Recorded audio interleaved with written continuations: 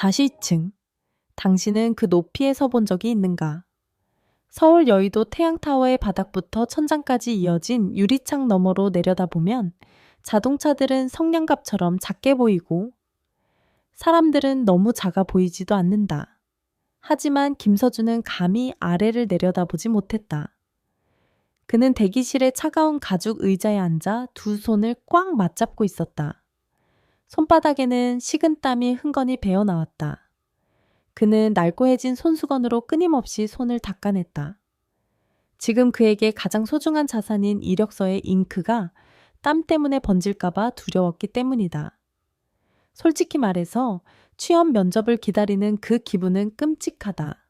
그것은 단순히 긴장되는 것이 아니라 자신의 존재 자체에 대한 두려움이다.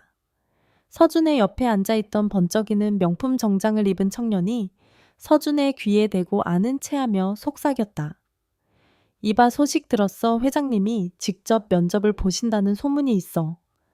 서준은 깜짝 놀라 고개를 돌렸다. 회장님이요? 응. 그 남자는 주위를 살피며 고개를 끄덕였다. 지난 50년 동안 그분은 채용 면접에 단 한 번도 빠진 적이 없대. 사람들은 그분이 인재에 집착한다고들 하지. 미국이나 유럽에서 회의 중이라도 화상으로라도 꼭 참석하신다니까. 그 노인네, 아니 그분은 정말 대단해. 서준은 가볍게 고개를 끄덕였다. 그도 알고 있었다. 태양그룹의 인재가 최우선이다라는 철학은 단순히 벽에 걸린 슬로건이 아니라 한국 재계의 불문율이었다. 하지만 지금 서준에게 철학이니 인재니 하는 것들은 너무나 먼 이야기였다. 지금 그의 머릿속에는 오직 숫자들만이 가득했다. 차갑고 잔인하게 춤추는 숫자들. 8천만 원. 그것은 어머니의 밀린 병원비였다. 서준은 정장 바지 주머니 속에 싸구려 휴대폰을 슬며시 만졌다. 화면은 까맣게 꺼져 있었지만 오늘 아침 어머니가 보낸 문자 메시지의 무게가 느껴지는 듯했다. 아들, 오늘 면접 잘 봐. 엄마 걱정은 하지 마. 엄마는 괜찮으니까. 너무 무리하지 말고. 문자를 읽자 코끝이 찡해졌다. 어머니 이지은 씨 평생을 설거지 청소 일을 하며 오직 아들을 키우기 위해 헌신한 여인이 지금 소독약 냄새에 진동하는 하얀 병상에 웅크리고 누워있다. 암. 그 끔찍한 단어가 지난 5년 동안 모자를 괴롭혔다. 이번 달에도 그는 병원비 납부 기한을 넘겼다. 오늘 아침 원무과를 지나칠 때 수간호사의 난처한 눈빛이 심장을 옥죄는 것 같았다. 그는 이 일자리가 필요했다. 명예 때문도 가문을 빛내기 위해서도 아니었다. 단지 어머니를 살리기 위해서였다. 지원자분들 입장해 주십시오. 2024년 상반기 공개 채용 최종 면접을 시작하겠습니다. 안내방송이 울려 퍼지며 서준의 생각은 끊겼다. 무거운 참나무 문이 열렸다. 안에서 에어컨의 찬 기운이 뿜어져 나와 그를 오싹하게 만들었다. 긴 면접 테이블의 중앙에는 나이 지긋한 남자가 앉아 있었다. 그의 머리카락은 백발이었고 정갈하게 뒤로 빗어 넘겨져 있었다. 바로 김민준 회장이었다. 올해 75세의 보통이라면 전원 생활을 즐기며 새나 기르고 화초를 가꿀 나이였지만 그에게서는 여전히 엄청난 위압감이 뿜어져 나왔다. 허리는 꼿꼿했고 노화의 기색은 전혀 없었으며 그 눈빛은 정말이지 감히 똑바로 쳐다볼 수 없게 만들었다. 날카롭고 차가우며 상대방의 속마음을 꿰뚫어 보는 듯했다. 서준은 숨이 막힐 것 같았다. 김 회장의 시선이 지원자들을 훑고 지나가다 서준에게 찰나의 순간 머물렀을 때 그는 등골을 타고 전류가 흐르는 것을 느꼈다. 이유 없는 떨림, 그것은 두려움 때문이 아니라 낯선 감각이었다. 마치 보이지 않는 끈이 울리는 듯한 느낌이었다. 태양그룹에 지원해 주셔서 감사합니다. 김 회장의 목소리가 울려 퍼졌다. 낮고 쩌렁쩌렁해서 마이크 없이도 한마디 한마디가 또렷했다. 내가 이 자리에 50년 동안 앉아 있었습니다. 왜 내가 여러분 같은 젊은이들을 직접 면접 보려고 고집하는지 아십니까? 사람이 곧 미래이기 때문입니다. 오늘 뽑힌 신입 사원이 스트링리 30년 후 이 태양이라는 배를 이끌고 나갈 사람이 될 수도 있으니까요. 그는 잠시 말을 멈추고 생각에 잠긴 듯한 눈빛을 보였다. 나는 가장 뛰어난 사람을 찾지 않습니다. 가장 맞는 사람을 찾습니다. 면접이 시작되었다. 분위기는 벽시계 바늘이 움직이는 소리조차 들릴 정도로 긴장감이 감돌았다. 지원자들이 차례로 대답했다. 유창한 답변, 명문대 학위, 해외 인턴 경험. 모두가 완벽했고 모두가 프로그래밍된 기계 같았다. 서준의 차례가 되었다. 지원자 김서준, 금태 안경을 쓴 중년의 인사팀장이 이름을 불렀다. 서준은 다리가 떨리지 않도록 애쓰며 일어섰다. 그는 심호흡을 했다. 안녕하십니까. 물류관리직에 지원한 김서준입니다. 김민준 회장은 그의 이력서를 집어들고 돋보기 너머로 훑어보았다. 그는 천천히 페이지를 넘겼다. 지원자 김서준, 국립대를 우수한 성적으로 졸업했는데 2년의 공백기가 있군요. 아르바이트를 했나? 네, 회장님. 학비와 어머니의 병원비를 마련하기 위해 일해야 했습니다. 서준은 솔직하게 대답했다. 숨길 것은 없었다. 가난은 죄가 아니니까. 이력서에 편부모 가정에서 자랐다고 되어 있군. 김 회장은 감정을 드러내지 않는 목소리로 말했다. 어머니만 계신가? 네, 그렇습니다. 김 회장은 안경을 벗어 책상 위에 놓았다. 그는 서준의 눈을 똑바로 쳐다보았다. 눈빛은 조금 부드러워졌지만 여전히 탐색하고 있었다. 젊은 나이에 꽤나 고생이 많았겠구만. 책에는 없는 질문 하나 하지. 자네의 인격을 오늘날처럼 만든 가장 중요한 사람은 누구인가? 방아는 쥐 죽은 듯 조용해졌다. 다른 지원자들은 숨을 죽였다. 이것은 일종의 함정 질문이었다. 어머니라고 답하면 마마보이로 보일 것이고 위인이라고 답하면 진부하다는 평을 들을 것이다. 서준은 잠시 망설였다. 머릿속에 거친 손을 가진 마른 어머니의 모습이 떠올랐다. 하지만 곧 다른 이름이 마음속에 울려 퍼졌다. 어머니가 밤마다 아픈 곳에 파스를 붙이며 들려주던 그 이름. 한 번도 본 적 없는 남자지만 그의 존재가 두 모자의 작은 집을 가득 채우고 있던 그 이름. 그는 천천히 입을 열었다. 목소리는 단호했다. 회장님, 그분은 돌아가신 제 아버지 김도윤 씨입니다. 탁!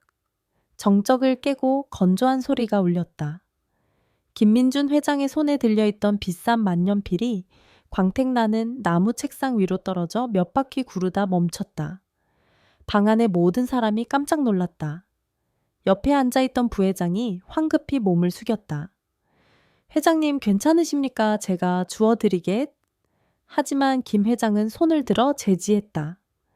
수천 건의 수조 원대 계약서에 서명했던 손, 어떤 경제 위기 앞에서도 떨지 않았던 그의 손이 지금 덜덜 떨리고 있었다.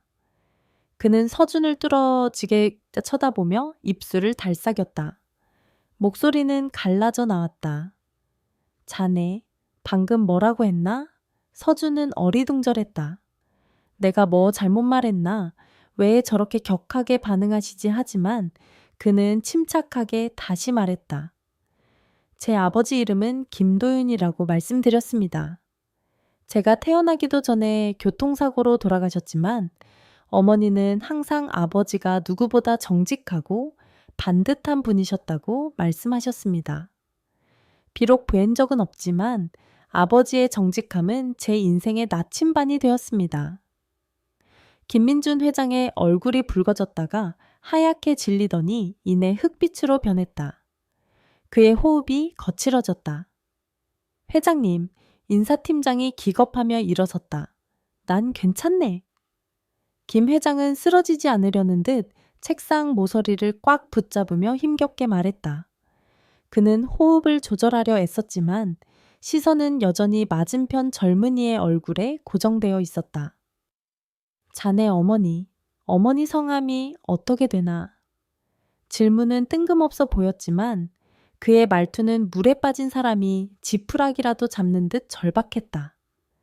이지은입니다. 그 이름을 듣는 순간 김민준 회장은 누군가에게 가슴을 세게 얻어맞은 듯했다.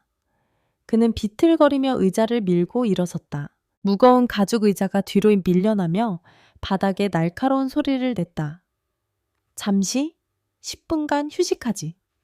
그는 쉰 목소리로 말하고는 누구의 반응도 기다리지 않고 비틀거리며 면접실을 빠져나갔다. 넋이 나간 사람 같았다. 그의 등 뒤로 문이 닫혔다. 방 안에는 아까보다 더 무서운 침묵이 감돌았다. 면접관들은 서로 얼굴을 마주보며 어리둥절해했고 호기심과 동정이 섞인 눈빛으로 서준을 바라보았다. 서준은 고개를 숙였다. 손바닥은 다시 땀으로 젖어들었다. 그는 극도로 불안했다.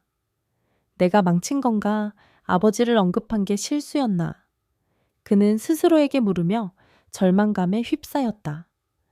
병원비와 어머니가 생각나 울고 싶었다. 복도 밖 김민준 회장은 벽에 등을 기대고 거친 숨을 몰아쉬었다. 그는 넥타이를 느슨하게 풀며 가슴이 터질 것 같음을 느꼈다. 김도윤, 이지은. 그 두 이름은 지난 25년 동안 그의 기억 속에 묻혀 있었다. 김도윤 재능이 있었지만 불운했던 그의 장남. 그가 가장 사랑하고 기대를 걸었던 아들, 25살의 나이에 끔찍한 사고로 죽은 아들, 그리고 이지은 아내 최수빈 여사가 결코 받아들이지 않았던 가난한 집안 출신의 며느리. 그는 운명의 그날을 기억했다. 도윤이 죽던 날, 서울 하늘은 잿빛이었고 부슬비가 내렸다. 그리고 그날은 아내가 며느리 이지은이 도망갔다고 알린 날이기도 했다. 걔 도망갔어요. 아내는 차가운 목소리로 그렇게 말했다. 우리한테 하준이를 맡기고 새 삶을 찾겠다며 떠났어요. 아직 젊은데 혼자 애 키우며 청춘을 묻을 수 없다고 하더군요. 그런 여자인 줄 처음부터 알았다니까요. 그는 아내의 말을 믿었다. 그는 도윤의 유일한 혈육인 손자 하준을 모든 사랑으로 보살피며 키웠다. 그런데 오늘 왜 김서준이라는 아이가 있는 거지? 왜 도윤의 아들이 또 있는 거지? 설마... 그는 화장실로 달려가 찬물을 최대로 틀어 얼굴에 끼얹었다. 찬물 덕분에 정신이 조금 들었지만 가슴 속에서 타오르는 의심의 불길은 꺼지지 않았다. 그는 거울을 올려다보았다.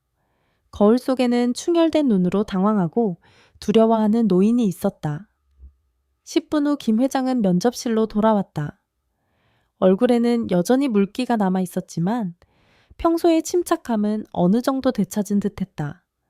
끊임없이 흔들리는 눈동자만 빼고 그는 자리에 앉아 한참 동안 아무 말도 하지 않고 서준을 뚫어지게 바라보았다. 그는 서준의 얼굴 하나하나를 뜯어보았다. 총명해 보이는 입마 고든 콧날, 그리고 긴장할 때 약간 다무는 입술까지. 세상에 너무 닮았다. 닮은 정도가 아니라 판박이었다.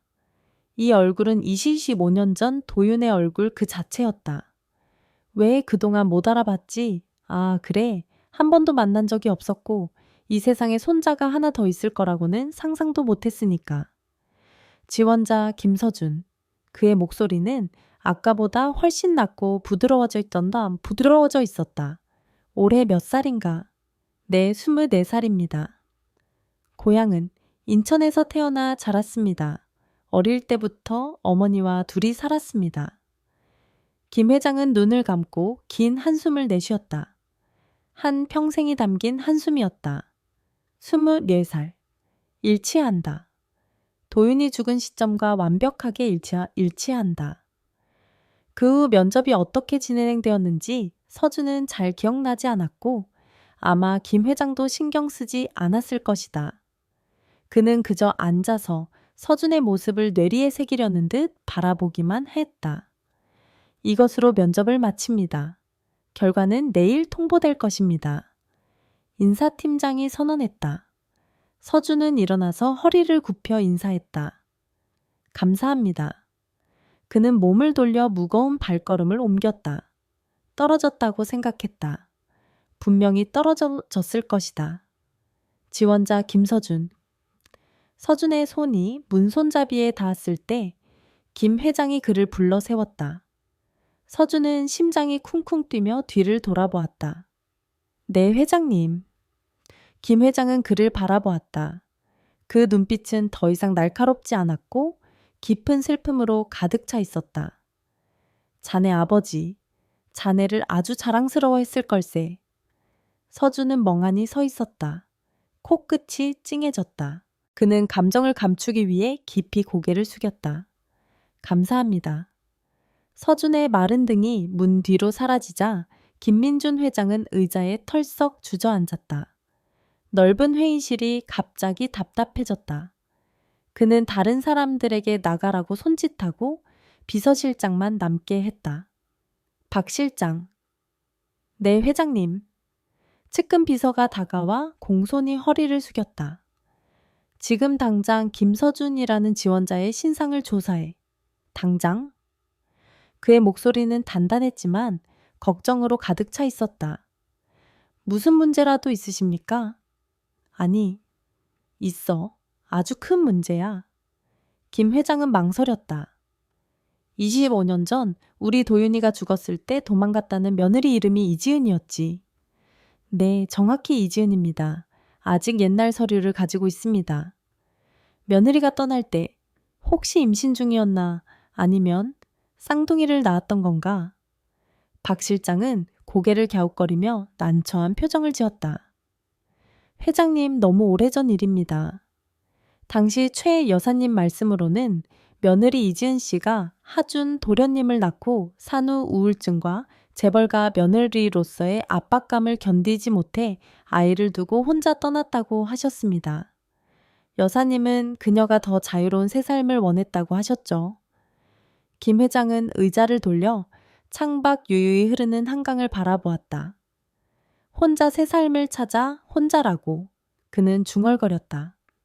그럼 김서준은 누구지 왜 도윤이와 붕어빵처럼 닮았지? 그리고 왜 엄마 이름이 이지은이지?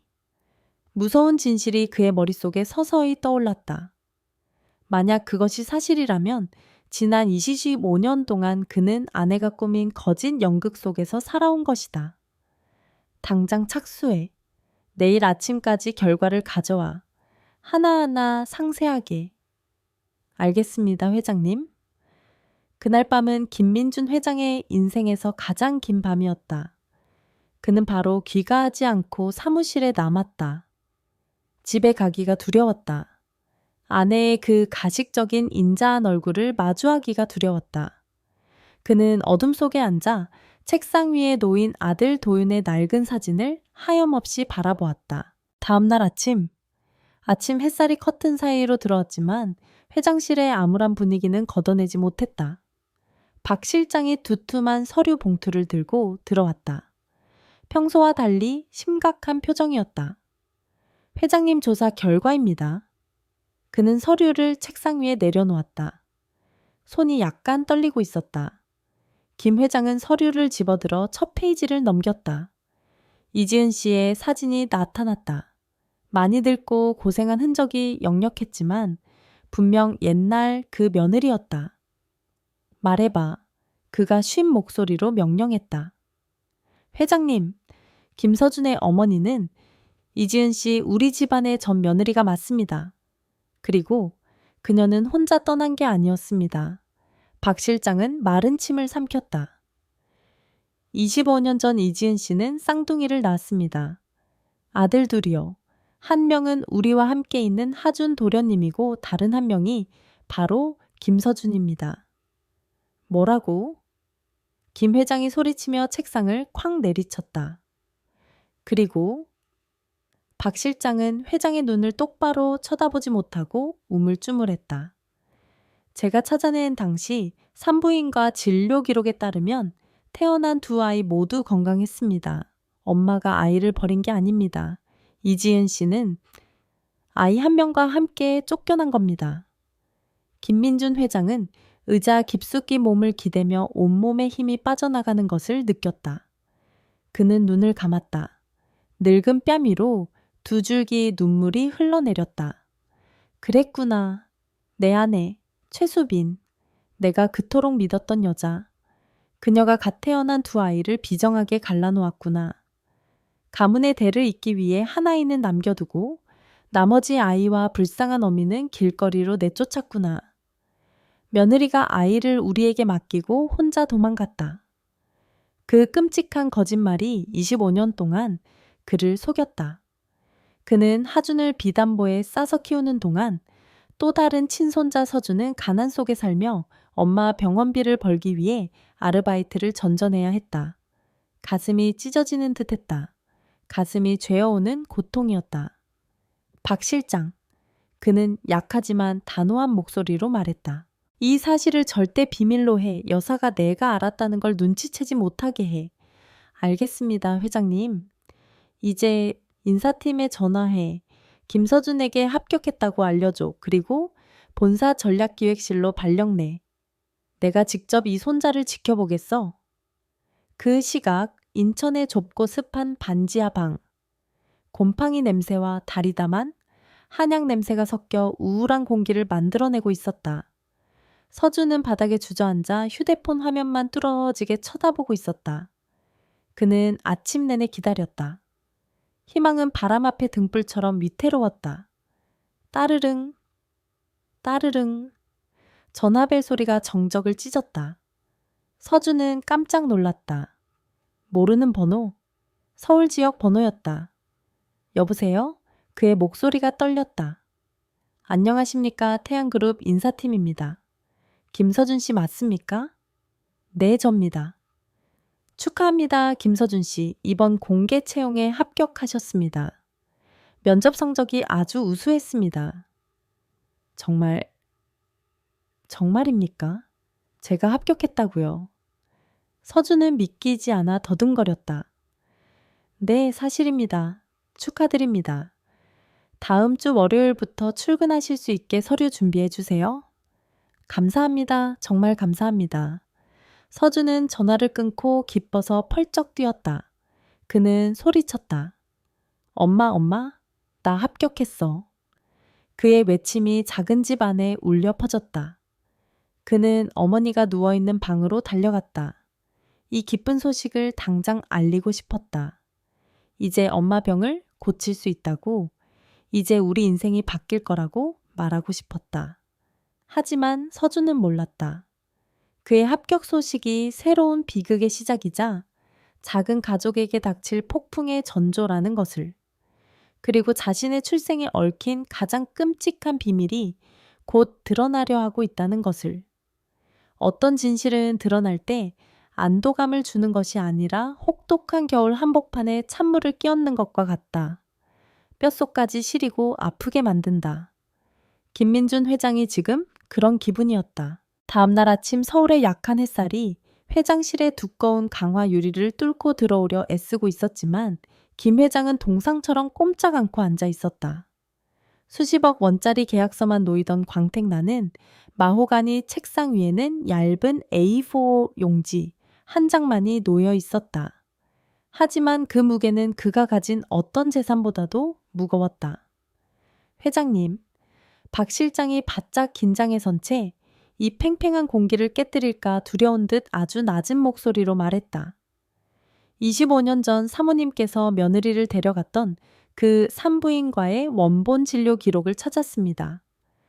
병원은 폐업해서 시청 기록 보관소를 이틀 동안 뒤져야 했습니다.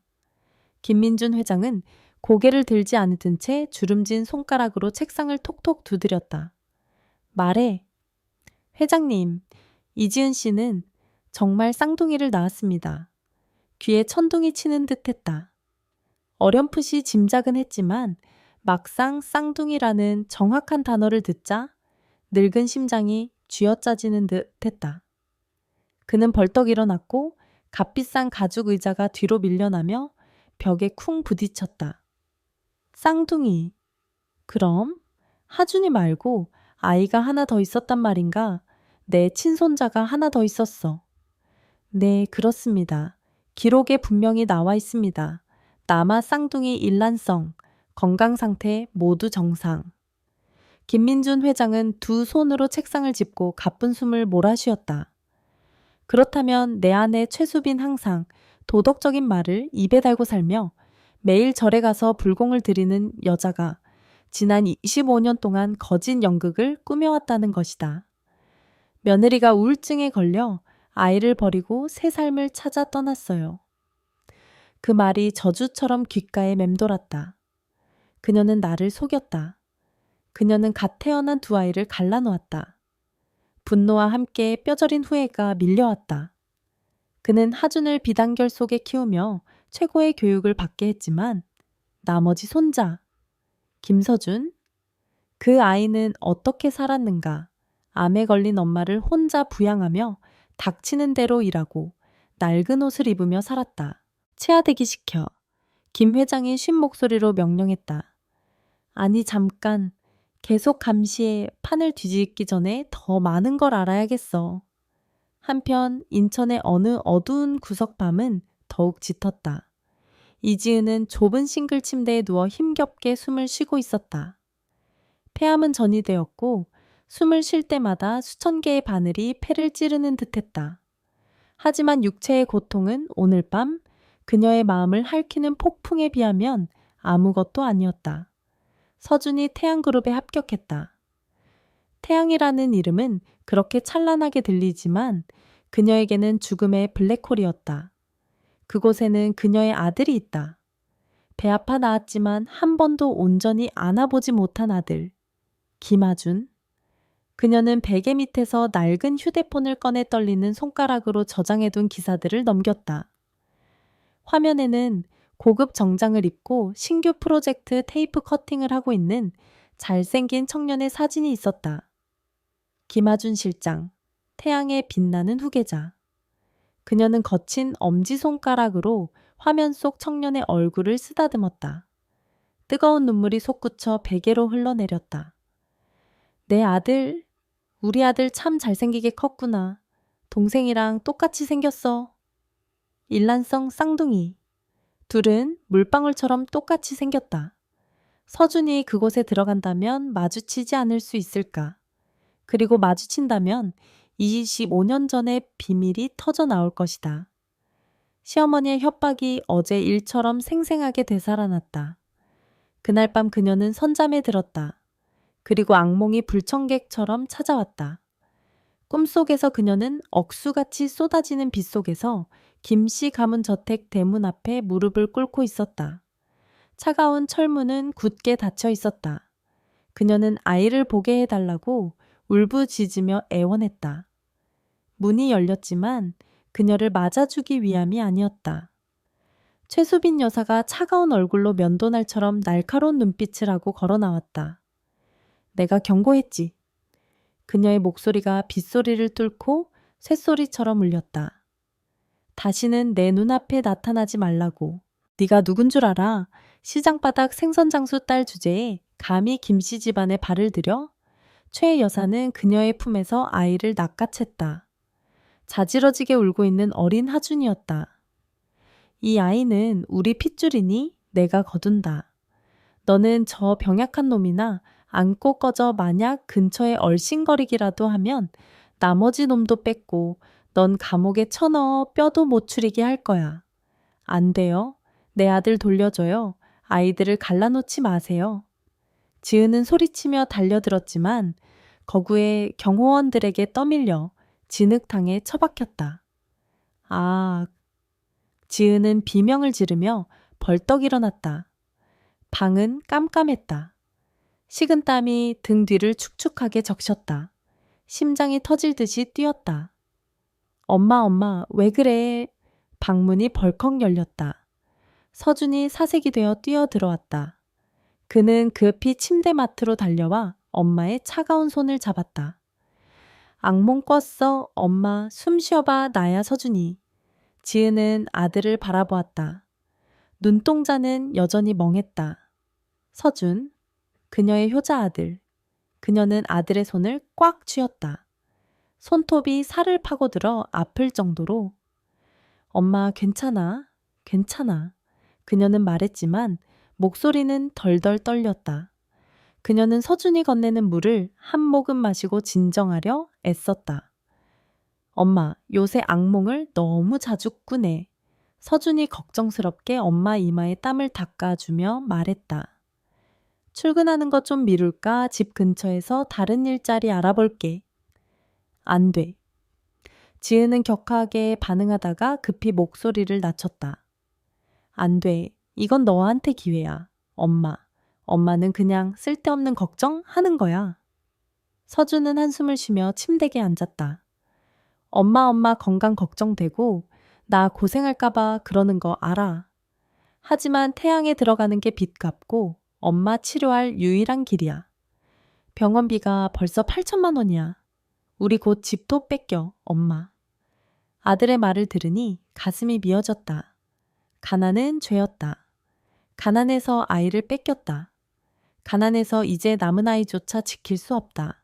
서준아, 그녀는 아들의 눈을 깊이 들여다보았다. 그 눈빛에는 바다 같은 사연이 담겨 있었다. 네가 똑똑하고 잘 견딜 거란 거 알아.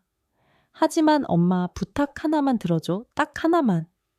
말씀하세요. 회사에서 부자들의 세계는 복잡해. 말 조심, 행동 조심하고. 그리고 특히 그녀는 목이 베어 말을 잇지 못했다.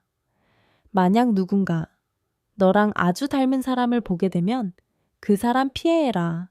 가까이 가지 말고 궁금해하지도 말고 친해지지도 마. 서준은 어리둥절했다. 저랑 닮은 사람이요. 무슨 말씀이세요? 그냥 세상엔 닮은 사람이 있잖아. 엄마가 불길한 예감이 들어서 그래. 약속해. 엄마 참 이상하네.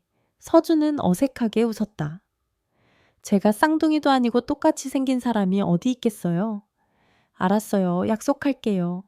쓸데없는 걱정 마세요. 지은은 고개를 끄덕이고 벽 쪽으로 돌아 누워 흐르는 눈물을 감췄다. 아들아, 넌 쌍둥이가 맞아. 하지만 엄마가 너무 비겁해서 말을 못하겠구나. 다음 날 아침 첫 출근 날, 서준은 일찍 일어나 유일한 정장을 입었다. 3년 전 친척 결혼식 때 가려고 할인 매장에서 산 정장이다. 어깨가 조금 끼었지만 꽤 듬직해 보였다. 지은은 힘겹게 일어나 아들의 넥타이를 고쳐 매주었다.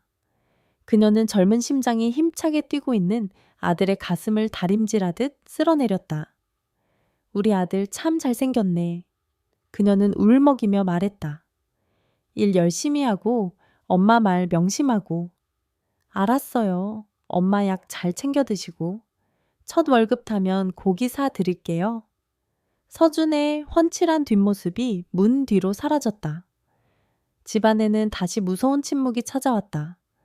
지은은 가슴 앞에 두 손을 모으고 속삭였다. 부처님 제발 우리 아들 지켜주세요. 하준이랑 마주치지 않게 해주세요. 비극이 반복되지 않게 해주세요. 하지만 알다시피 운명은 짓궂은 장난꾸러기다. 도망치려 할수록 더 빨리 찾아오는 법이다. 여의도 한복판에 우뚝 선 태양그룹 본사는 강철 요새 같았다. 로비에 들어선 서준은 궁전에 들어온 개미가 된 기분이었다. 천장은 까마득하게 높았고 대리석 바닥은 바쁘게 오가는 사람들을 거울처럼 비추고 있었다. 신입사원 여러분 이쪽으로 모이세요. 인사 담당자의 목소리가 들렸다. 연수원으로 이동하기 전에 각 부서를 견학하겠습니다. 일행은 줄을 지어 안내를 따랐다. 서준은 맨 뒤에서 눈을 휘둥그레 뜨고 구경했다. 한 번도 꿈꾸지 못했던 세상이었다. 그들은 임원 전용 엘리베이터 구역을 지나고 있었다. 바로 그때 엘리베이터 문이 열렸다. 딩! 한 무리의 사람들이 걸어 나왔다. 앞장선 사람은 키가 크고 자신감 넘치는 태도로 머리부터 발끝까지 귀티가 흐르는 젊은 남자였다. 그가 입은 수제 맞춤 정장은 완벽하게 몸에 감겨 있었다. 서준은 무심코 고개를 들었다. 그리고 세상이 멈췄다. 그 사람, 눈앞에 서 있는 그 사람, 닮은 정도가 아니었다. 복사판이었다. 거울 속의 자신이었다. 저쪽 남자, 김하준 실장은 서류를 보며 걷다가 누군가 쳐다보는 시선을 느끼고 고개를 들었다. 네 개의 눈동자가 마주쳤다. 진공 상태가 된 것 같았다. 또각거리는 하이힐 소리 주변의 소음이 모두 사라진 듯했다. 두 젊은 남자의 가슴 속 심장 박동 소리만 남았다. 하주는 멈칫했다. 손에 든 서류를 떨어뜨릴 뻔했다. 그는 눈을 가늘게 뜨고 상대방을 뚫어지게 쳐다봤다. 같은 키 같은 체형 같은 얼굴. 다른 점이라면 한 명은 귀티가 흐르고 한 명은 소박하고 고생한 흔적이 보인다는 것뿐이었다. 주변 직원들이 수군대기 시작했다. 어머, 저기 좀 봐. 누가 하준 실장님하고 저렇게 닮았어? 쌍둥이인가 어떻게 저렇게 똑같아? 젊은 리더답게 하주는 금세 침착함을 되찾았다. 그는 다가와 숨막히는 침묵을 깼다. 반갑습니다. 하준이 말했다. 중저음의 목소리 녹음된 서준의 목소리와 똑같았다. 그쪽은 서준은 당황해서 허둥지둥 고개를 숙였다. 안녕하십니까? 신입사원 김서준입니다. 김서준, 하준은 이름을 되뇌며 입꼬리를 올려 흥미롭다는 듯은 웃었다. 성도 김씨야 우연치고는 대단하네. 하준은 더 가까이 다가왔다. 둘 사이의 거리는 팔 하나 간격이었다. 그는 고개를 기울여 서준의 얼굴을 뜯어보았다. 어제 구내식당에 있는 걸 멀리서 보고 긴가민가 했는데 가까이서 보니 믿을 수가 없네. 우리 완전 붕어빵이야. 서준은 엄마의 당부를 떠올렸다. 닮은 사람을 피하라고. 그는 뒷걸음질 치며 거리를 두려 했다. 네, 그냥 사람이 닮은 것 같습니다. 전 이만 가보겠습니다. 하지만 하주는 쉽게 놓아줄 생각이 없었다. 호기심이 강하게 솟구쳤다. 이렇게까지 닮았는데 성까지 갔다니 우연일 수가 있을까? 잠깐만. 서준이 돌아서려 하자 하준이 불렀다. 집이 어디야? 인천입니다. 서준이 기어들어가는 목소리로 대답했다. 인천이라. 하준은 중얼거렸다. 지금 급한 회의가 있어서. 하지만 분명 다시 보게 될 거야. 반가웠어, 나의 도플갱어. 하준은 서준의 어깨를 친근하게 툭 치고는 걸어갔다. 서준은 멍하니 서 있었고 사람들은 웅성거렸다. 그 어깨의 토닥임, 기묘한 느낌이었다. 등골을 타고 전율이 흘렀다. 가슴 아플 정도로 익숙한 느낌이었다. 42층 회장실. 김민준 회장은 통유리 창가에 서서 아래쪽에 작은 사람들을 내려다 보고 있었다. 그는 방금 그 장면을 보지는 못했지만 이어폰을 통해 즉각 보고를 받았다. 두 사람이 만났습니다, 회장님. 박 실장의 목소리가 통신기를 통해 들려왔다. 주변 반응이 뜨겁습니다. 다들 똑같다고 난리입니다. 김 회장은 의자 팔걸이를 꽉 잡았다. 좋아, 다음 계획 진행해. 회장님, 오늘 오후 신입사원 종합건강 검진이 있습니다. 의료원 박 원장님과 얘기해두었습니다. 좋아, 내 말 명심해. 김서준의 혈액 샘플을 확보해. 그리고 하준이 것도 채취해 임원정기 검진 핑계대고 DNA 검사를 해야겠어. 반박할 수 없는 과학적 증거가 필요해. 그리고 회장님, 박 실장이 머뭇거렸다. 사모님께 말씀하실 겁니까? 김 회장은 씁쓸함이 가득한 냉소를 지었다. 아직 아니야. 언제까지 그 연극을 하는지 지켜보겠어. 하지만 가만히 있지는 않을 거야. 서준이 생모를 만나야겠어. 이지은을. 인천대학병원에 입원 중입니다. 상태가 좋지 않습니다. 차 대기시켜. 오늘 오후 인천으로 간다. 그날 오후 태양의료원. 서준은 체열의자에 앉아 소매를 걷어 올렸다. 간호사가 그를 보더니 컴퓨터 화면을 보고 난처한 표정을 지었다. 왜 그러세요? 서준이 걱정스럽게 물었다. 아니에요. 그냥 하준 실장님하고 너무 닮으셔서요. 방금 실장님도 여기 앉아 계셨거든요. 서준은 어색하게 웃었다. 오늘 하루 종일 이 소리를 100번은 들었다. 진료 과장이 다가와 직접 주사기를 들었다. 김서준 씨, 맞죠? 팔에 힘 빼세요. 회사 지시로 직원 건강 관리를 위해 정밀 검사를 좀 할 겁니다. 바늘이 혈관을 찔렀다. 선홍색 피가 튜브로 흘러들어갔다. 서준은 몰랐다. 이 피가 이시식도 5년 동안 굳게 닫혀있던 비밀의 문을 여는 열쇠라는 것을. 같은 시각 김민준 회장의 검은색 롤스로이스가 고속도로를 타고 인천으로 질주하고 있었다. 차 안에서 김 회장은 눈을 감고 있었다. 그는 곧 있을 만남을 그려보았다. 전 며느리. 자식을 버리고 떠난 비정한 여자라고 생각했던 사람. 알고 보니 그녀는 자기 집안의 잔혹함에 희생된 피해자였다. 차가 병원 정문 앞에 멈췄다. 김 회장이 내리자 경호원들이 우산을 펴고 둘러쌌다. 비도 오지 않는데 말이다. 그의 등장은 병원 로비를 술렁이게 만들었다. 박 실장 병실이 어디야? 502호 말기 암병동입니다. 말기라는 두 글자의 김 회장의 발걸음이 멈칫했다. 가슴 위에 바위가 얹힌 듯했다. 너무 늦은 건가? 502호 병실 문이 열렸다. 소독약 냄새가 코를 찔렀다. 이지은은 퀭하고 창백한 얼굴로 잠들어 있었다. 그의 기억보다 너무 많이 말라 있었다. 이지은 씨, 박 실장이 조용히 불렀다. 지은이 천천히 눈을 떴다. 눈앞에 서 있는 남자를 보자 그녀의 동공이 공포로 확장되었다. 그녀는 일어나려 했지만 힘이 없었다. 회장님? 그녀가 힘겹게 말했다. 김 회장은 사람들을 내보내고 지은과 단둘이 남았다. 그는 플라스틱 의자를 끌어당겨 침대 옆에 앉았다. 25년의 거리가 손 뻗으면 닿을 거리로 좁혀졌다. 오랜만이다, 아가. 그가 슬픈 목소리로 말했다. 지은은 고개를 숙였다. 눈물이 뚝뚝 떨어졌다. 저는 회장님 뵐 면목이 없습니다. 왜지? 김 회장이 물었다. 그의 눈빛이 그녀를 파고들었다. 왜 지난 25년 동안 연락하지 않았나?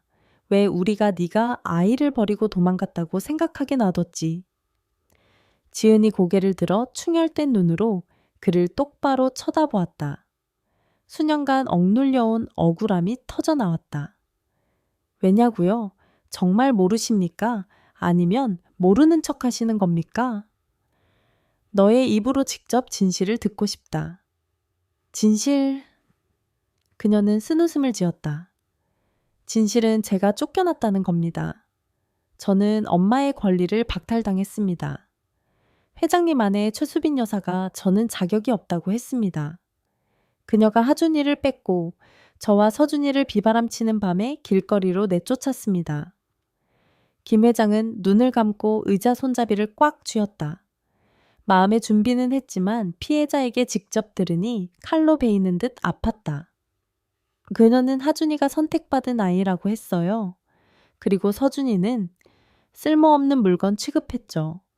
한 아이는 비단 속에 살고 한 아이는 굶주리는 걸 지켜봐야 하는 어미의 심정을 아십니까? 김 회장의 휴대폰이 울렸다. 박 원장이었다. 회장님 최우선 순위로 검사 돌렸습니다. 결과 나왔습니다. 말해. 김 회장은 지은을 뚫어지게 바라보며 말했다. 99.9% 일치합니다. 김서준과 김하준은 일란성 쌍둥이입니다. 의심의 여지가 없습니다. 김 회장은 천천히 전화기를 내렸다. 그는 지은을 바라보았다.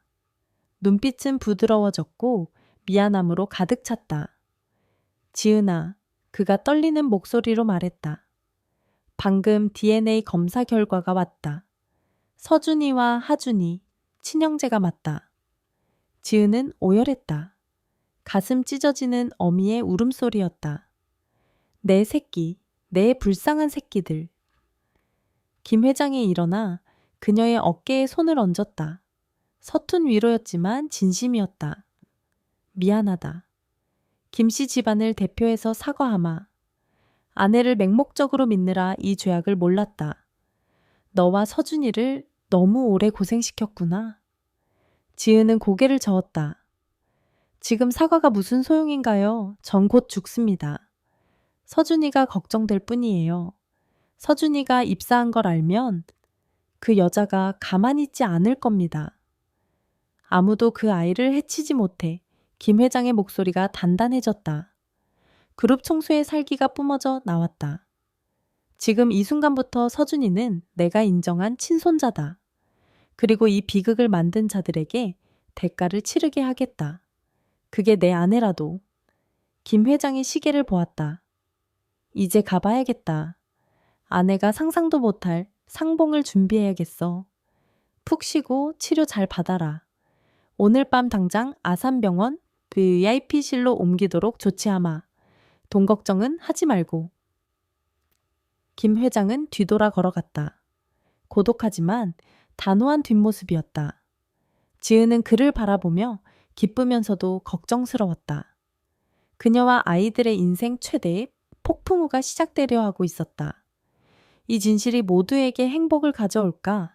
아니면 파멸을 가져올까? 소독약 냄새와 눈물로 얼룩진 병실을 나온 김민준 회장은 병원 뜰 차가운 벤치에 멍하니 앉아 있었다.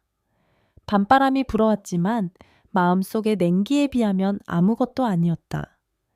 25년, 반세기, 50년을 함께 동고동락한 조강지처가 어떻게 그렇게 잔인한 연극을 꾸밀 수 있었을까? 그는 구급차가 오가는 모습, 생사가 갈리는 사람들을 바라보며 앉아 있었다. 그리고 깨달았다. 집에 가야 한다. 마주해야 한다. 오늘 밤 끝내야 한다. 그는 차에 올라타 쉰 목소리로 기사에게 말했다. 집으로 가자. 고급 세단이 화려한 서울의 밤거리를 미끄러져 나갔지만 그의 마음은 청은망은이었다. 가난하게 산 서준이 비단 속에 살았지만 엄마와 형제를 모른 채 산 하준이. 진실은 너무 잔혹했지만 종양을 제거하는 수술처럼 반드시 필요한 일이었다. 평창동 저택에 도착했다. 넓은 집은 불이 환하게 켜져 있었지만 유난히 음산해 보였다. 최수빈 여사가 문 앞에 나와 기다리고 있었다. 여느 때처럼 우아하고 인자한 모습이었다. 일찍 오셨네요. 그녀가 다정하게 말했다. 식사 안 하셨죠? 전복죽 좀 내오라고 할까요? 김 회장은 멈춰서서 아내의 눈을 깊이 들여다보았다. 이 눈, 이 미소로 지난 세월 나를 속였단 말인가? 내 앞에 이 사람은 도대체 누구인가? 현모양처인가? 천륜을 끄는 비정한 여자인가? 서재로 와. 그는 감정 없는 목소리로 짧게 말하고는 코트도 벗지 않으신 채 성큼성큼 걸어갔다. 왜 그래요? 회사에 무슨 일 있어요? 최 여사는 불안한 마음으로 따라갔다. 여자의 직감이 뭔가 잘못됐다고 속삭이고 있었다. 서재의 육중한 나무 문이 닫히며 안과 밖을 차단했다.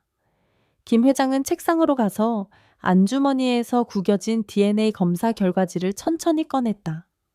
그는 그것을 펴서 책상 한가운데 놓고 아내를 보았다. 당신 이리 와서 이게 뭔지 봐. 최 여사가 다가와 깨알 같은 글씨를 찡그리며 보았다. 친자 관계 성립 99.99%. 김서준, 김하준. 이 글자를 본 순간 그녀의 얼굴에서 핏기가 싹 가셨다. 입술이 떨려 말이 나오지 않았다. 다리에 힘이 풀려 바닥에 주저앉지 않으려 책상 모서리를 붙잡아야 했다. 유전자 검사라고? 그래. 김 회장의 목소리가 사형 선고를 내리는 판사처럼 차갑게 울렸다. 서준이랑 하준이 쌍둥이야. 심장 소리가 들릴 만큼 무거운 침묵이 방을 짓눌렀다. 최 여사는 맞은편 의자에 털썩 주저앉아 두 손으로 얼굴을 감쌌다. 당신 날 속였어. 김 회장이 이어 말했다. 말 한마디 한마디가 칼날 같았다. 지난 2년 동안 눈 하나 깜짝 안 하고 거짓말을 했어. 며느리가 우울증으로 애버리고 도망갔다고? 진실은 뭐야? 며느리가 쌍둥이를 낳았는데 당신이 비정하게 한 놈을 뺏고 빗속으로 모자를 내쫓은 거잖아. 최 여사가 천천히 고개를 들었다. 눈물이 그렁그렁했다. 부인할 수 없음을 알았다. 여보, 내 말 좀 들어봐요. 그녀가 흐느끼며 애원했다. 내가 무슨 변명을 하겠어요. 하지만 그때 상황을 좀 생각해봐요. 도윤이 죽고 집안은 초상집이었어요. 후계자가 필요했다고요. 대를 이을 손자가 필요했어요. 그래서 어미를 내쫓아 형제를 생이별시켜. 김 회장이 고함치며 책상을 내리쳤다. 그 여잔 자격이 없었어요. 최 여사가 갑자기 소리쳤다. 절망 속에서 귀부인의 오만함이 튀어나왔다. 시장바닥 생선 장수 딸이라고요. 배운 것도 없고 격도 안 맞아요. 어떻게 태양그룹 장손을 가르쳐요? 게다가 24살에 몰래 혼인신고하고 배불러서 들어온 애를 내가 어떻게 며느리로 인정해요? 그래서 당신이 신이라도 된 줄 알았어. 김 회장이 실망감 가득한 눈으로 아내를 보았다. 분노보다는 깊은 실망이었다. 하준이는 우리 핏줄이라 뺐고 서준이는 걔는 내 핏줄 아니야 쓰레기 버리듯 버렸잖아. 최 여사는 고개를 푹 숙이고 목이 메어 울었다. 난 그냥 그룹의 미래를 생각해서 미래 같은 소리 하네. 김 회장이 헛웃음을 지었다. 오늘 지은이 만났어. 최 여사가 화들짝 놀라 고개를 들었다.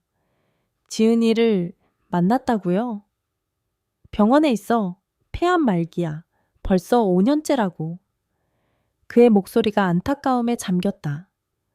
당신 지난 25년 동안 걔가 어떻게 살았는지 알아 혼자 서준이 키우면서 온갖 허드렛일 다 하며 공부시켰어. 밤마다 하준이 보고 싶어서 울었대. 근데 당신은 비단 이불 덮고 자면서 매일 절에 가서 불공 들이면서 마음속은 독사보다 더 독했어. 여보? 최 여사가 떨었다. 바로 잡아야겠어. 김 회장이 단호하게 말했다. 늦었지만 아이들에게 공평하게 해줄 거야. 서준이 내 손자야. 아무도 부정 못해. 그리고 지은이 내 며느리야. 어쩔 셈이에요. 하준이한테 다 말할 거야. 최 여사가 달려들어 남편의 손을 꽉 잡았다. 안 돼요. 절대 안 돼요. 하준이 충격받아요. 걔 보기보다 마음 약해요. 무너질 거예요. 내가 만든 거짓말이니까 내가 무덤까지 가져갈게요. 아니, 그가 아내의 손을 뿌리쳤다. 걘 자기가 누군지 알 권리가 있어. 내가 아빠가 아니라 할아버지라는 거. 외동이 아니라 바로 옆에 쌍둥이 형제가 살고 있다는 거. 그리고 제일 중요한 거. 한 번도 불러보지 못한 엄마가 죽어가고 있다는 거. 김 회장은 서재를 나갔다. 최 여사는 바닥에 주저앉아 꺾어 굴었다. 반세기 동안 공들여 쌓은 비밀의 성벽이 무너져 내렸고 그녀의 자존심도 그 잔해 속에 파묻혔다. 그날 밤 집안 식구 누구도 잠들지 못했다. 다음 날 아침 서울 하늘은 태풍 전야처럼 흐렸다.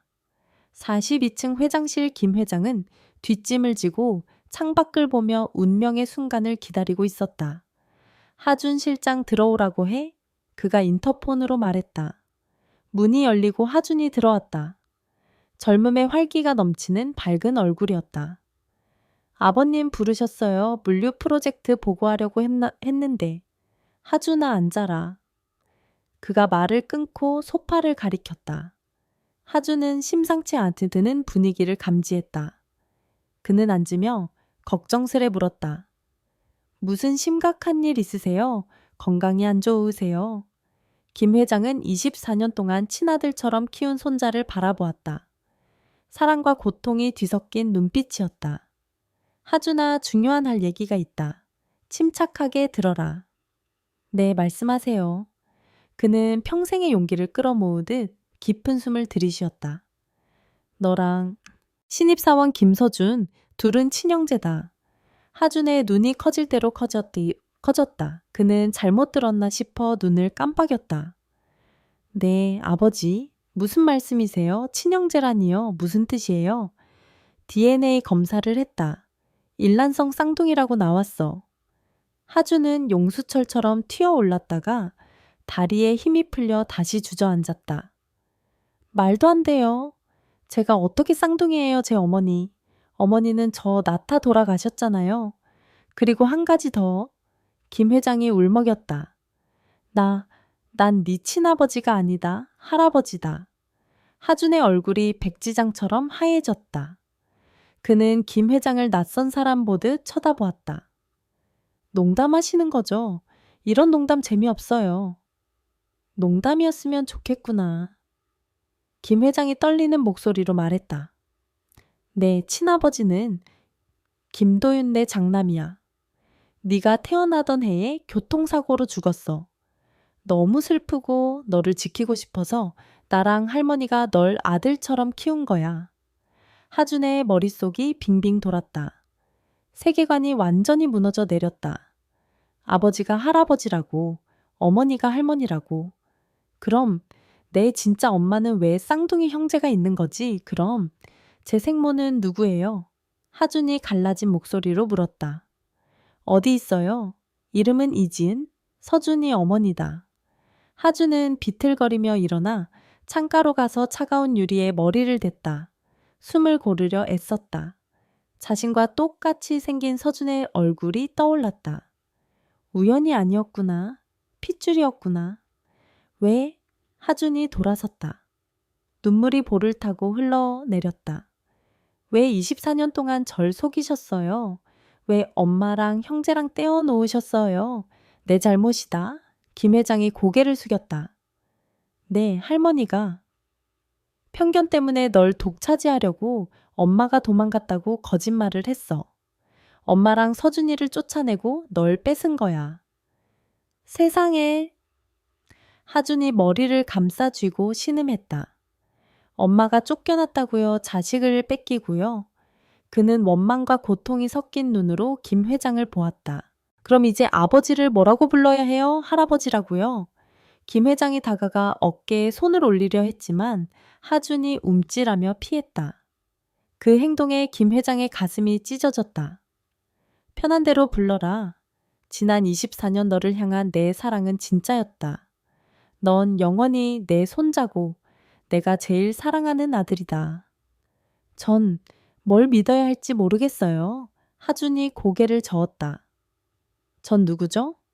김하준 실장이 아니면 전 누구냐고요? 넌 여전히 김하준이야. 그리고 이제 넌 형제가 생겼고 위대한 어머니의 아들이야. 그때 노크 소리가 났다. 비서가 난처한 표정으로 고개를 내밀었다. 회장님, 김서준 사원 호출대로 왔습니다. 하준이 문 쪽을 확 쳐다보았다.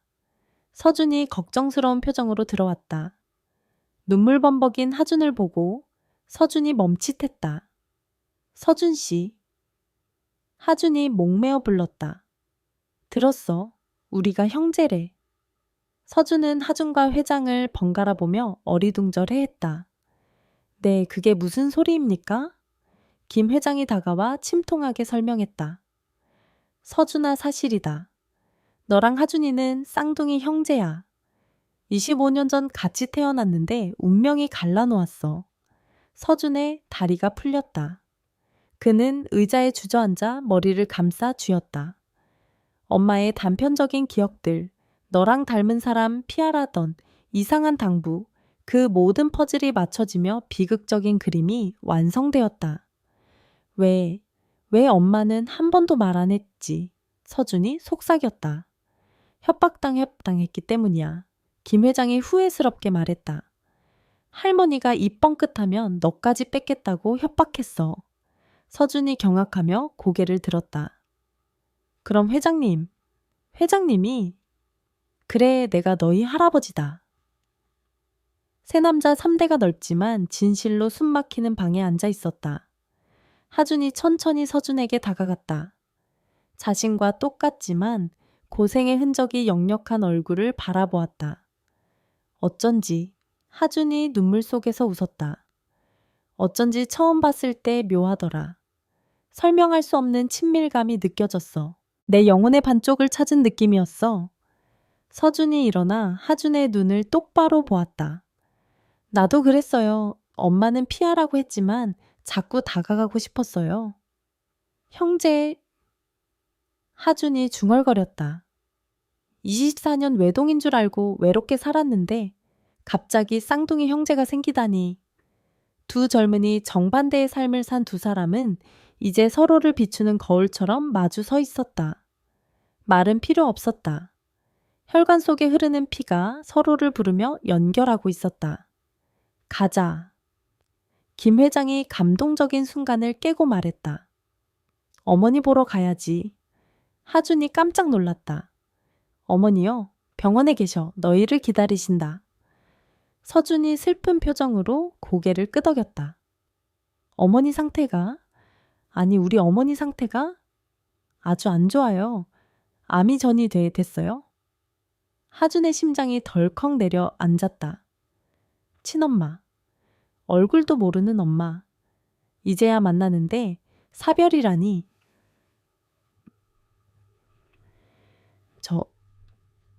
저 같이 가도 돼요. 그분이 저 미워하지 않을까요? 저 때문에 고생하셨는데. 서준이 하준의 어깨를 꽉 잡았다. 따뜻한 형제의 손길이었다. 바보 같은 소리 마요. 엄마는 누구보다 당신을 사랑해요. 항상 허공을 보고 우셨는데 이제 알겠어요. 당신을 그리워한 거예요. 세 남자는 차를 타고 인천병원으로 향했다. 차 안에서 하준은 계속 떨었다. 그는 서준에게 끊임없이 물었다. 엄마는 뭘 좋아해 엄격하셔? 웃는 모습은 어때? 서준은 다정하게 하나하나 대답해 주었다. 엄마는 착해, 치자꽃을 좋아하셔. 웃는 모습이 참 예뻐 평생 눈물만 흘리셨지만 차가 멈췄다. 그들은 긴 병원 복도를 빠르게 걸어갔다. 오기요 앞 하준이 멈칫했다. 무서워요? 하준이 작게 고백했다. 엄마 고생하는 동안 나 혼자 잘 먹고 잘 살았다는 사실을 마주하기가 무서워요. 김 회장이 손자의 등에 쭈글쭈글한 손을 얹었다. 내 잘못 아니야. 들어가자. 엄마가 이 순간을 5년 기다렸어.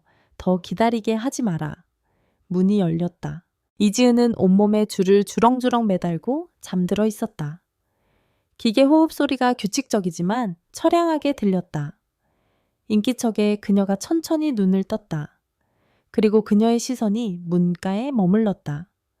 하준이 고급 정장을 입고 길 잃은 아이처럼 빨개진 눈으로 서 있었다. 하준이니? 힘없는 목소리였지만 하준에게는 천둥 소리처럼 컸다. 평생 무의식 중에 갈망해온 소리였다. 자기를 낳아준 사람이 불러주는 이름. 하준이 걸어갔다. 발이 땅에 닿지 않는 것 같았다. 그는 침대 옆에 무릎을 꿇고 뼈만 남은 엄마의 손을 잡았다. 엄마. 터져나온 부름 아픔과 행복이 뒤섞인 외침. 지은의 떨리는 손이 하준의 얼굴을 만졌다. 이마, 눈, 코, 입술을 더듬었다. 떠나기 전에 영혼에 새겨 넣으려는 듯했다.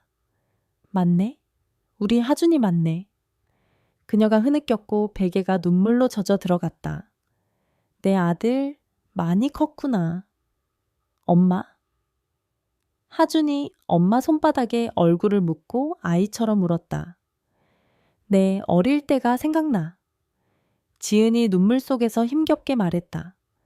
네가 아장아장 걸을 때 고사리 같은 손을 뻗어 안아달라고 했었지. 그런데 할머니가 널 데려갔어. 네가 나를 향해 뻗던 그 손, 매일 밤 그게 떠올랐어. 하준이 눈물 범벅이 된 얼굴을 들었다. 엄마, 저도 기억나요. 아주 흐릿하지만 이상한 꿈을 자주 꿨어요. 멀리 안겨가는데 누군가 제 이름을 애타게 부르는 꿈이요. 그게 엄마 목소리였군요. 지은이 미소 지었다. 생애 가장 만족스러운 미소였다. 미안해. 엄마가 힘이 없어서 널 되찾지 못했어. 엄마 없이 크게 해서 미안해. 아니에요, 엄마. 하준이 고개를 세게 저었다. 미안해하지 마세요. 이제 왔잖아요. 만났잖아요. 옆에 서 있던 서준도 눈물을 참지 못했다. 그가 다가와 엄마의 다른 손을 잡았다. 세모자 25년의 이별 끝에 드디어 완전한 원을 그리며 손을 잡았다. 엄마, 저도 여기 있어요. 서준이 말했다. 그래, 내 아들들. 지은은 똑같이 생긴 두 아들을 보며 행복에 잠겼다. 이제 죽어도 여한이 없다. 유리창 밖에서 김 회장이 그 모습을 지켜보다 늙은 눈물을 흘렸다. 죄책감이 밀려와 더 이상 보지 못하고 고개를 돌렸다. 그 후 며칠은 짧지만 가장 소중한 행복의 시간이었다. 하주는 휴가를 내고 매일 서준과 병원을 지켰다. 형제는 번갈아 가며 죽을 먹이고 세수를 시키고 팔다리를 주물러 주었다. 우울했던 병실은 웃음소리와 엄마, 형, 동생 부르는 소리로 따뜻해졌다. 하지만 행복은 짧았다. 지은의 상태는 바람 앞의 등불처럼 급격히 나빠졌다. 의사가 서준을 복도로 불렀다. 심각한 표정이었다. 마음의 준비를 하세요. 암세포가 폐와 간 전체에 퍼졌습니다. 사이토카인 폭풍이 오고 있어요. 시간은 며칠 안 남았습니다. 서준은 벽에 기대스르르 주저앉았다. 말도 안 돼. 이제 막 만났는데 하늘도 무심하시지. 그는 소리 없이 울었다. 하준이 옆에서 입술을 깨물어 피가 날 정도로 울음을 참으며 형을 일으켰다. 그날 밤 지은은 중환자실로 옮겨졌다. 산소 마스크를 썼고 숨 쉬는 게 힘들었다. 하지만 눈빛만은 맑게 두 아들을 보고 있었다. 서준은 엄마 손을 꽉 잡았다. 놓으면 날아갈까봐. 엄마, 힘내. 우리 두고 가지 마. 지은이 힘없이 고개를 저었다. 그녀는 손을 들어 산소 마스크를 벗으려 했다. 엄마, 안 돼요. 숨 차요. 하준이 말렸다. 하지만 그녀는 완강했다. 마지막으로 플라스틱 너머가 아닌 진짜 목소리로 말하고 싶었다. 서준이 떨리는 손으로 마스크를 벗겨주었다. 서준아, 하준아. 바람 빠지는 소리처럼 쉰 목소리였다. 네, 여기 있어요. 엄마, 너무 행복해. 그녀가 억지로 웃어 보였다. 너희 둘이 같이 있는 걸 보니 꿈만 같아. 깨면 사라질까봐 무서워. 꿈 아니에요, 엄마. 서준이 엄마 손에 키스했다. 진짜예요? 그녀가 하준을 보았다. 하준아, 건강하고 훌륭하게 커줘서 고마워. 엄마가 하루도 못 키워줬는데 넌 엄마의 자랑이야. 엄마? 하준이 흐느꼈다. 그런 말 마세요. 제가 죄송해요. 저만 호강해서. 아니야. 그녀가 고개를 저었다. 서준아, 너 고생 많았다. 동생 얘기 숨겨서 미안해. 엄마가 비겁했어. 무서워서. 다 알아요, 언니? 엄마? 원망 안 해요. 지은은 마지막 힘을 짜내 두 형제의 손을 포개 잡게 했다. 너희는 피를 나눈 형제야. 엄마 가고 나면 서로 의지하고 살아. 다시는 헤어지지 마. 하준아 엄마 대신 형 챙겨주고 서준아 동생 사랑해주고. 약속할게요. 엄마 약속해요. 형제가 동시에 말하며 눈물을 섞었다. 아버님. 지은이 김 회장이 서 있는 문 쪽을 보았다. 그가 급히 다가왔다. 그래 아가. 아이들 부탁드려요. 외롭지 않게 해주세요. 약속하마. 남은 평생 다 보상해주마. 지은이 미소 지었다. 시야가 흐려졌지만 시선은 아들들에게 고정되어 있었다. 내 아들들 사랑한다. 심박 모니터가 길게 삐 소리를 내며 생명이 꺼져감을 알렸다. 하지만 그 방 안은 죽음의 공백을 사랑으로 채우고 있었다. 밤이 깊었다. 서준과 하준은 식어가는 엄마 손을 잡고 앉아 있었다. 형, 하준이 정적을 깼다. 응, 서준이 대답했다. 시선은 엄마 얼굴에 고정된 채 우리 진짜 형제네. 아직도 신기해. 서준이 동생을 보며 슬프게 웃었다. 나도 그래. 근데 이상하게 낯설지가 않아. 한 번도 안 헤어졌던 것 같아. 맞아, 쌍둥이 텔레파시인가 봐. 형제는 서로를 보며 위안을 얻었다. 상실의 아픔은 컸지만 적어도 이 세상에 더 이상 혼자가 아니었다. 김 회장은 조용히 병실을 나갔다. 새 모자만의 시간을 주기 위해서였다. 그는 집으로 향했다. 오늘 밤 해야 할 일이 있었다. 집에 도착하니 최수빈 여사가 거실 소파에 밀랍 인형처럼 앉아 있었다. 남편을 보자부은 눈으로 고개를 들었다. 어떻게 됐어요? 그녀가 떨며 물었다. 김 회장은 아내를 보았다. 분노는 사라지고 깊은 슬픔만 남았다. 지은이 상태가 아주 안 좋아. 곧 갈 거야? 오늘 밤이나 내일이야. 최 여사가 고개를 푹 숙이고 옷자락을 꽉 쥐었다. 내가 잘못했어요. 내가 너무 큰 죄를 지었어요. 당신 그거 알아? 김 회장이 침통하게 말했다. 아까 세모자가 손잡고 우는 걸 보니까 당신이 숭배하던 그 재벌가 핏줄이라는 게 모성애 앞에선 아무것도 아니더라. 당신이 그들의 25년 행복을 훔친 거야. 최 여사가 오열했다. 나 어떻게 해요, 지은이가? 날 용서할까요? 그건 당신이 가서 진심으로 사과하느냐에 달렸어. 너무 늦기 전에. 최 여사가 일어나 눈물을 닦았다. 갈게요. 지금 당장 갈게요. 25년의 죄책감을 털어내야 했다. 떠나는 사람에게 사과가 무슨 의미가 있을지 몰라도 불행했던 며느리에게 할 수 있는 마지막 도리였다. 눈물바다가 된 그 밤 이후 기적이 일어났다. 저승사자도 가족의 재회에 감동했는지 아니면 사랑이 가장 강력한 약이 되었는지 모른다. 지은의 상태가 기적적으로 호전되기 시작했다. 최고의 의료진도 놀랄 정도였다. 생체 신호가 올라오고 사이토카인 폭풍이 가라앉고 창백한 입술에 미소가 돌아왔다. 일주일 후 그녀는 일반 VIP 병실로 옮겼다. 초여름 햇살이 가득한 방은 두 아들의 웃음소리로 채워졌다. 서준과 하준은 교대로 간병하며 잠시도 떠나지 않았다. 그들은 엄마 없는 어린 시절 이야기를 하며 25년의 공백을 메웠다. 어느 오후 김 회장이 병원을 찾았다. 그는 창너머로 서준이 사과를 깎고 하준이 책을 읽어주는 평화로운 모습을 보고 눈시울을 붉혔다. 그는 문을 열고 들어갔다. 서준아, 그가 불렀다. 내 집무실로 좀 올라해. 서준이 엄마를 보자 엄마가 웃으며 고개를 끄덕였다. 하준이 따라가려 하자 김 회장이 막았다. 서준이 하고만 할 얘기가 있다. 이 병원 내 마련된 회장 집무실에서 김 회장은 두툼한 서류를 서준 앞에 놓았다. 정식 발령장이다. 그가 자랑스럽게 말했다. 오늘부터 넌 태양그룹 사람이다. 신입사원이 아니라 전략기획실장으로 임명한다. 서준은 김서준 실장이라고 적힌 서류를 보았다. 한참 침묵하더니 천천히 내려놓았다. 회장님. 아니, 그가 머뭇거리다 눈을 맞췄다. 할아버지라고 불러도 되나요? 김 회장의 눈가가 붉어졌다. 75년 평생 수많은 호칭을 들었지만 잃어버린 손자의 할아버지 소리가 이렇게 숭고할 줄이야. 그럼 되고 말고 목소리가 떨렸다. 내 손자. 그가 손을 뻗어 서준의 어깨를 두드렸다. 할아버지, 서준이 단호하게 말했다.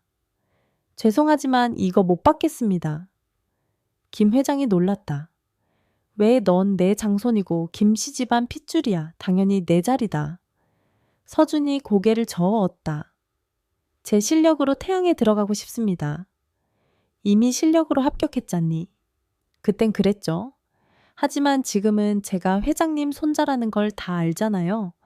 바로 실장이 되면 사람들이 뭐라겠어요. 낙하산, 금수저. 그런 딱지 싫습니다. 서준이 창밖에 마천루를 바라보았다. 엄마는 지난 25년 동안 당당하게 사셨어요. 설거지하고 청소하면서도 남한테 손 벌린 적 없어요. 거친 손과 자존심으로 절 키우셨죠. 엄마는 제가 제 힘으로 대학 가고 취직한 걸 제일 자랑스러워 하셨어요. 김 회장은 안타까움과 기특함이 교차했다. 내 잘못이다. 너희를 고생시켰어. 아니에요, 할아버지. 서준이 웃었다. 그 세월 덕분에 지금의 제가 있어요. 저도 엄마처럼 당당하게 살고 싶어요. 김 회장은 손자를 뜯어보았다. 얼굴만 도윤이를 닮은 게 아니라 그 뚝심과 명예를 중시하는 성격까지 판박이었다. 피는 못 속인다더니 그럼 어쩔 셈이냐? 이번 채용은 포기하겠습니다. 그리고 하반기 공채에 다시 지원하겠습니다. 다시 시험을 보겠다고 김 회장이 눈을 동그랗게 떴다. 서준이 끄덕였다. 네, 제안이 하나 있습니다. 이번엔 블라인드 채용으로 해주세요. 이름, 학교, 집안 다 가리고 오직 능력과 문제 해결력으로만 평가해주세요. 저 스스로에게 그리고 모두에게 제가 자격이 있다는 걸 증명하고 싶어요. 김 회장은 한참 침묵하다가 껄껄 웃었다. 호탕한 웃음소리가 방을 울렸다. 좋아, 훌륭해. 과연 김민준의 손자답다. 허락하마. 내 뜻대로 해. 감사합니다, 할아버지. 서준이 인사하고 나가려는데 김 회장이 불렀다. 서준아. 네. 나는 네가 참 자랑스럽다. 서준이 환하게 웃었다. 복도가 환해지는 미소였다. 밖에서 하준이 기다리고 있었다. 뭐래? 할아버지가 뭐라셔? 입사 포기했다고 했어. 하준이 뒤로 넘어갈 뻔했다. 뭐 미쳤어? 실장 자리인데 왜 거절해? 다시 칠 거야. 블라인드 채용으로. 뒷문 말고 정문으로 당당하게 들어갈 거야. 하준이 형을 쳐다보다가 웃으며 고개를 저었다. 그는 서준의 어깨 동무를 했다. 형 진짜 선비다. 근데 멋있네. 그게 더 형답다. 형제는 서로를 이해하고 존중하며 웃었다. 난생 처음 하준은 의지할 진짜 형이 생겼음을 느꼈다. 병실로 돌아와 엄마에게 말하자 지으는 눈물을 글썽이며 손을 잡았다. 많이 힘들 텐데. 엄마가 25년 고생했는데 몇 달 고생이 대수예요. 엄마 아들이잖아요. 지은이 행복하게 웃었다. 아들이 진짜 남자가 되었음을 알았다. 다음 날 아침 특별한 손님이 병실 앞에 나타났다. 문이 조심스레 열리고 최수빈 여사가 들어왔다. 김씨 가문의 가장 권력 있고 도도했던 여인이 지금은 작고 떨리는 모습이었다. 손에는 낡은 비단 보자기 하나가 들려 있었다. 지은이 놀라 일어나려 했다.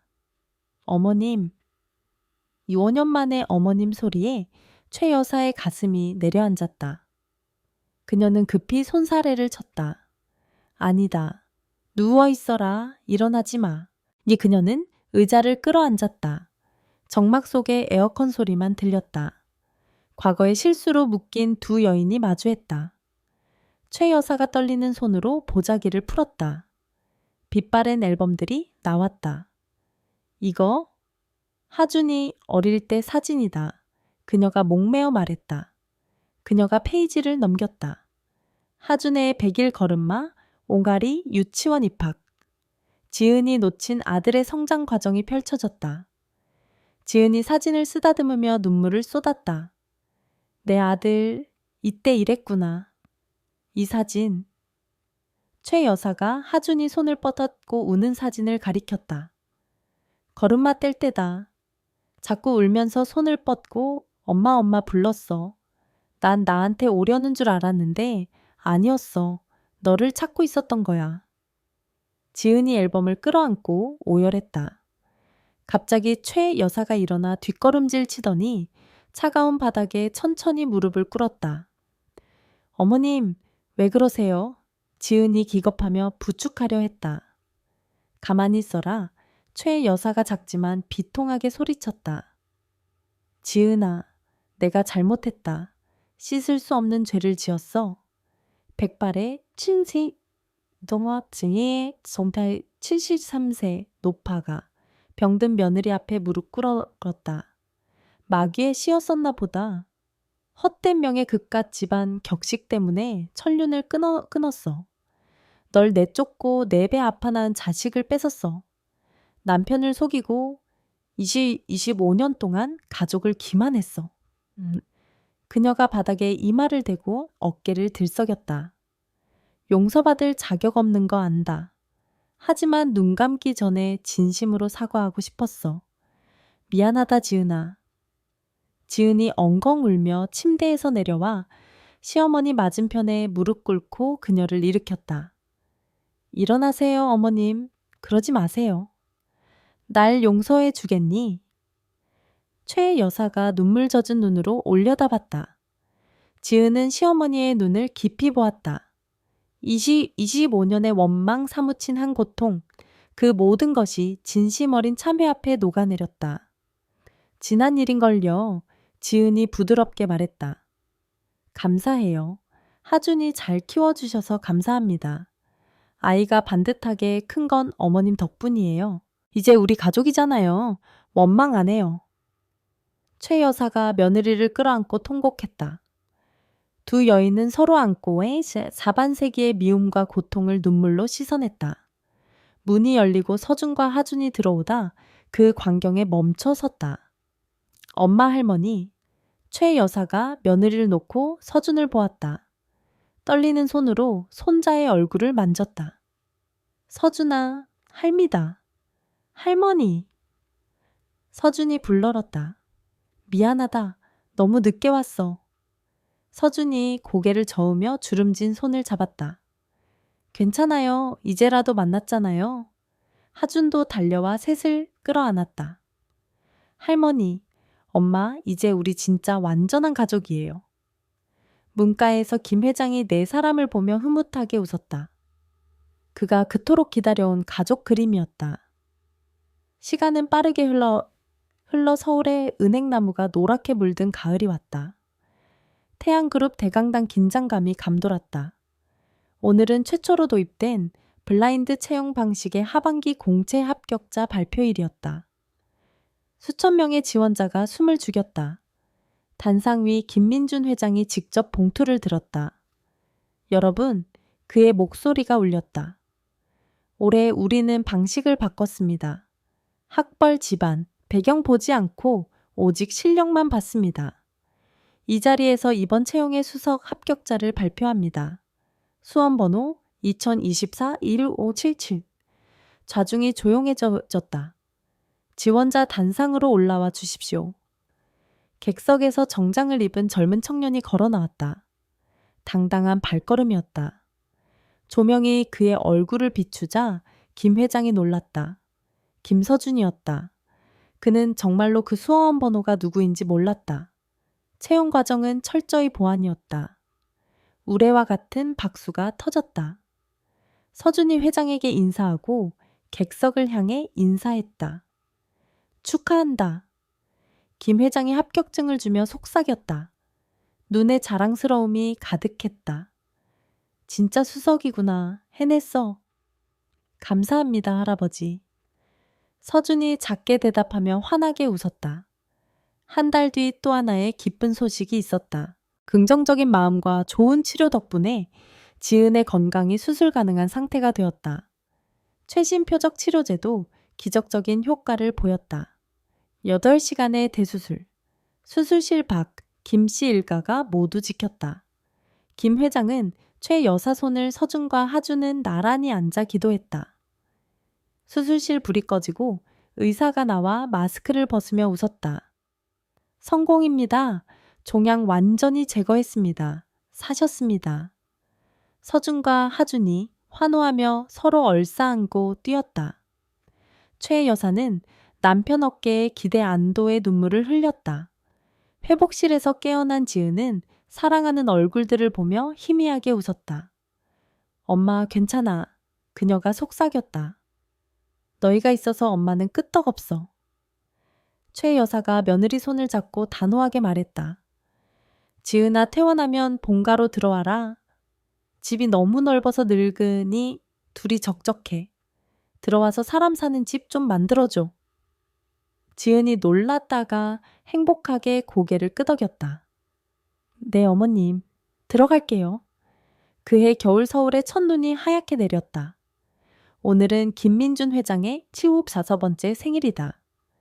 평창동 저택 거실은 벽난로 불빛으로 따뜻했다. 식탁엔 진수성찬이 차려졌고 커다란 케이크에 촛불이 일렁겼다. 할아버지 생신 축하드려요. 서준과 하준이 노래를 부르고 박수를 쳤다. 김 회장은 눈을 감고 소원을 빌었다. 도윤아 보고 있니? 내 아들들이 훌륭하게 컸고 우리 가족이 다시 하나가 됐어. 편히 쉬거라. 자, 기념사진 찍어요. 하준이 사진사를 불렀다. 가족이 벽난로 앞에 섰다. 김 회장과 최 여사가 가운데 앉고 지은이 시어머니 어깨에 손을 올리고 섰다. 양옆으로 훤칠한 쌍둥이 서준과 하준이 섰다. 웃으세요. 하나 둘 셋. 김치. 찰칵 행복한 순간이 영원히 박제되었다. 25년 만에 완성된 가족 사진이었다. 촬영 후 서준은 뒤로 물러나 웃고 떠드는 가족을 바라보았다. 묘한 감정이 벅차올랐다. 아버지, 그가 속삭였다. 운명이 우릴 갈라놓았지만 사랑과 용서가 우릴 다시 묶었어요. 엄마의 눈물, 할머니의 후회 후, 할아버지의 포용, 그 모든 게 오늘의 행복을 만들었어요. 우린 이제 진짜 가족이에요. 하준이 와서 어깨동무를 했다. 어이 수석 합격자 형님, 내일 출근 같이 하시죠. 새 전략에 대해 물어볼 게 많습니다. 좋아하지만 봐주는 거 없다, 김 실장. 서준이 웃었다. 최 여사가 며느리에게 차를 따라주며 다정하게 물었다. 지은아, 이게 폐에 좋다더라. 마셔라. 내일 엄마랑 쇼핑 가서 설빔 장만하자. 네, 어머님 그럴게요. 김 회장은 안락의자에 앉아 벽에 걸린 도윤의 초상화를 보고 다시 창밖을 보았다. 눈이 하얗게 내려 과거의 상처를 덮고 미래를 위한 하얀 도화지를 깔아주고 있었다. 김씨 가족, 상처받고 실수했던 사람들은 이제 서로의 곁에 앉아 차를 마시며 온기를 나누고 있다. 행복은 때로 단순하다. 서로를 가족이라 부를 수 있는 것. 이야기는 여기서 끝입니다, 여러분. 어떠셨나요? 눈물도 있었지만 결국은 환한 미소로 끝났죠. 인생도 그렇습니다. 비 온 뒤에 땅이 굳고 해가 뜨니까요. 제 이야기를 들어주셔서 감사합니다. 감동적이셨다면 좋아요와 구독 부탁드립니다. 더 의미 있는 인생 이야기로 찾아뵙겠습니다. 안녕히 계세요.